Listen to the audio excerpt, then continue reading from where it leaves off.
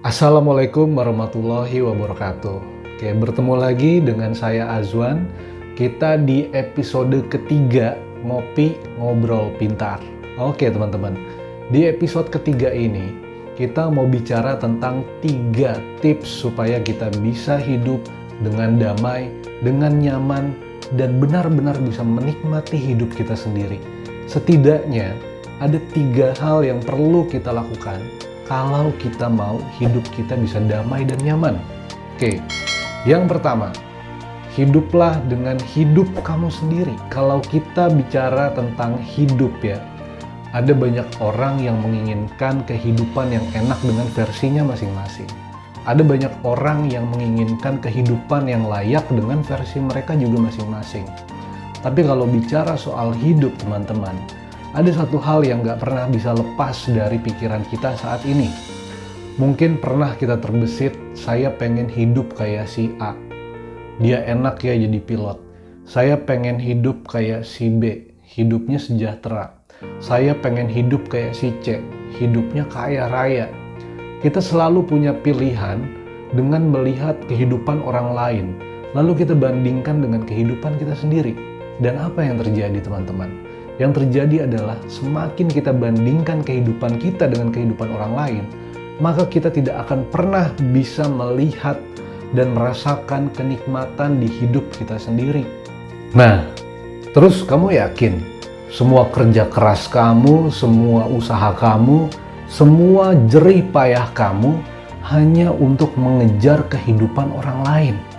Hanya supaya kamu bisa membuktikan kenikmatan yang dinikmati oleh kehidupan mereka. Seperti itu.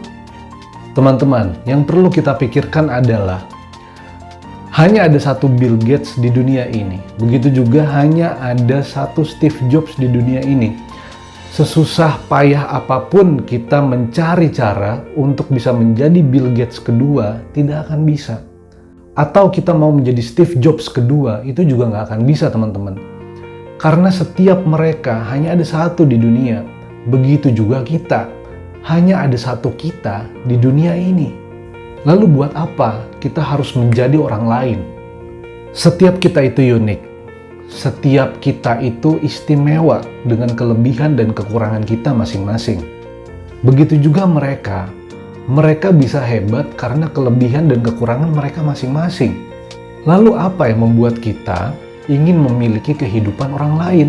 Coba kamu tanya ke diri kamu sendiri, emangnya enak kita hidup dibebani dengan bayang-bayang kehidupan orang lain?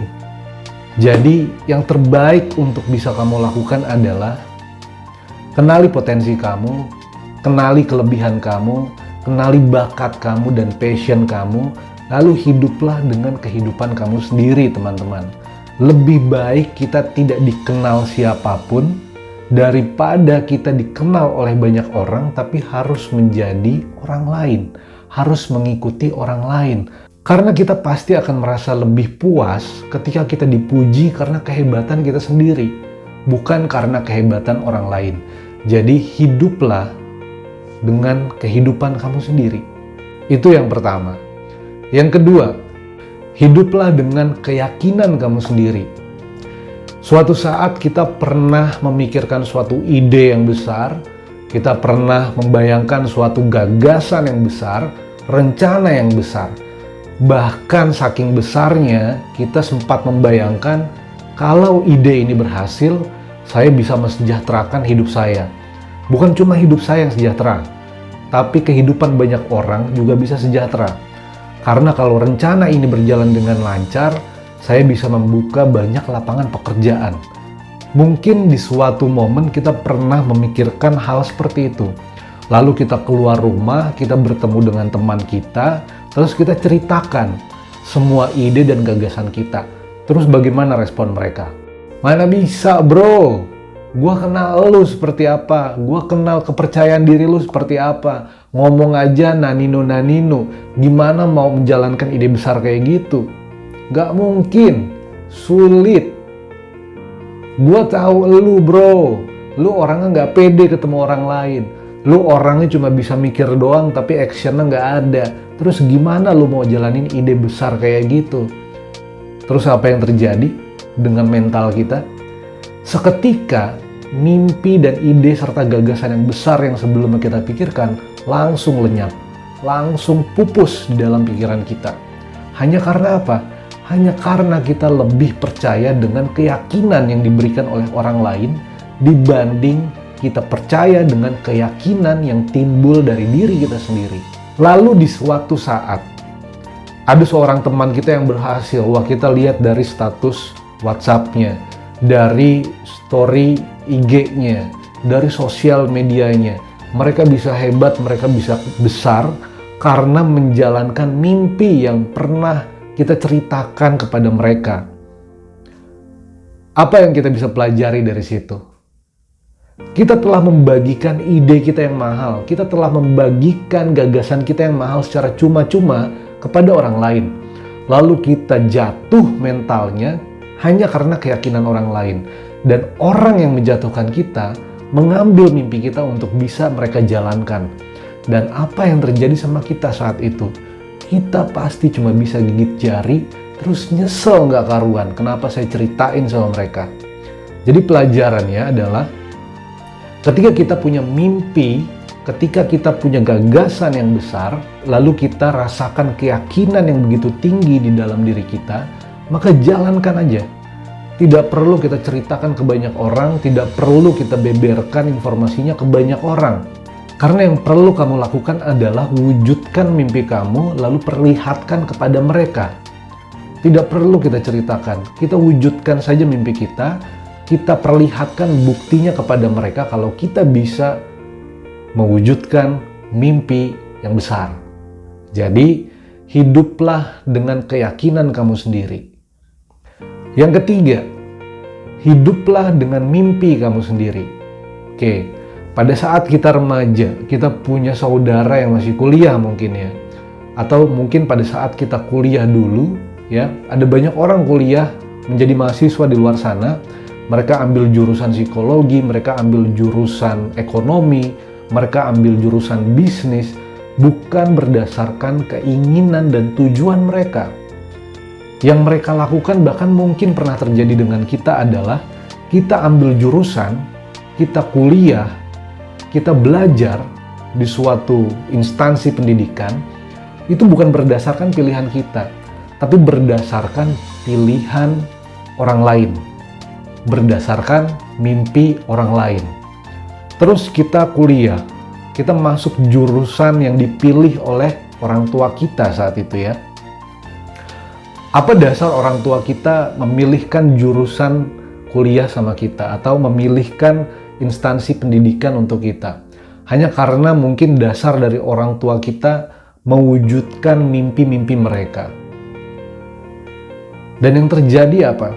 Pada saat kita jalani pendidikannya, ada yang putus di tengah semester, ada yang drop out. Karena apa? Karena mereka tidak mampu dan tidak kuat menahan beban ketika mereka belajar di instansi tersebut. Mereka tidak kuat, mereka terbebani kuliah di jurusan yang tidak sesuai dengan passion mereka, yang sesuai dengan keinginan mereka. Jadi ini pelajaran penting. Saya pun sebagai orang tua pasti ingin hal yang terbaik bagi anak kita. Begitu juga, pasti kita ingin hal-hal yang terbaik yang ada pada diri kita itu bisa menurun kepada anak kita. Saya pun sebagai orang tua merasakan hal tersebut. Tapi, yang harus kita pelajari dan harus kita sadari adalah kita tidak bisa membuat anak kita menduplikasi kehidupan kita.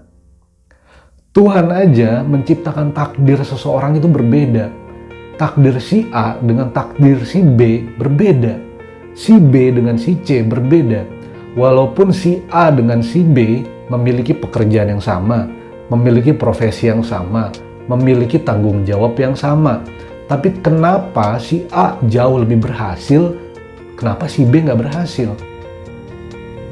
Karena apa? Karena si A, dia bekerja dengan passionnya, dia bekerja dengan hobinya, dia bekerja dengan rasa sukanya.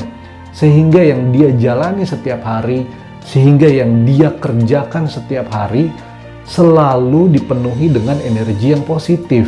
Bertemu dengan orang ramah, bertemu dengan teman dan rekan di kantornya sangat hangat, orangnya jadi humoris, lalu bisa menularkan energi yang positif, energinya sangat terasa bagus bagi kita ketika mendekati mereka. Dan itu yang membuat si A karirnya melesat tinggi. Tapi apa yang terjadi dengan si B?